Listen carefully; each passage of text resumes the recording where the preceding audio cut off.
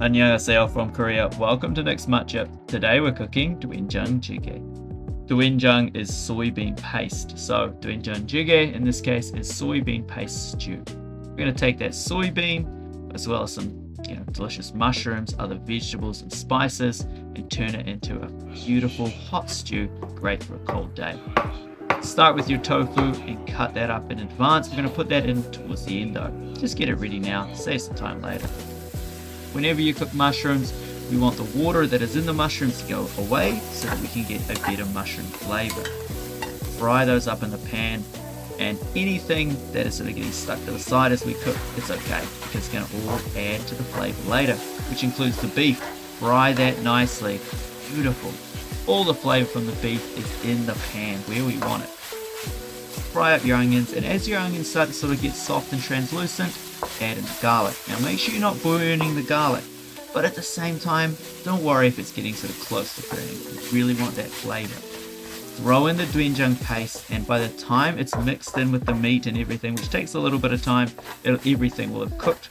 You'll have a nice sort of fry on those ingredients, and that flavor is going to add in once we put this water. The water is now mixing, it's getting everything that's on the pan off the pan and putting it into the stew to create a much better flavor. Boil it for about 8 to 10 minutes. The longer you boil, the more flavor it's just going to have. But at that point, add in your vegetables. So these are the first two that we're going to add in, followed by our red pepper paste, red pepper flakes, and the anchovy stock.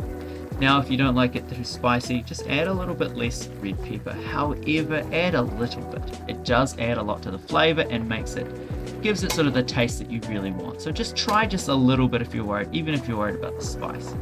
Now, the salted shrimp is the secret part of this recipe. It's not traditionally put in doenjang, but I find it just adds a bit of salt. Without using salt, you get a sort of slightly different flavor.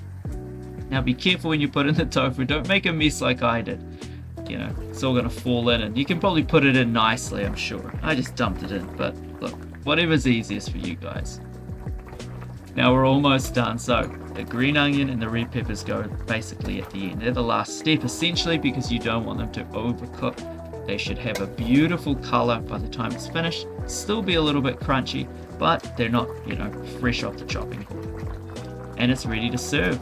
Look, you've got beautiful color in there, you've got that meat, savory flavors. So prepare some Korean side dishes like you see I've done, and have a great meal. Look, I hope you guys get the chance to follow along with this recipe that I've prepared. This is one of my go-to meals. It's sort of comfort food that is perfect, especially in mushroom season. It's cold, the weather's, there's snow on the ground. You cook this up, you just can't go wrong. The flavor is so good, especially considering how sort of spicy it is. Look at me enjoy that. Look how happy I look. Yeah, yum. Oh, look, that's a happy camper right there. Hope you enjoyed the video. Like and subscribe, and 안녕히 계세요. Thanks for watching.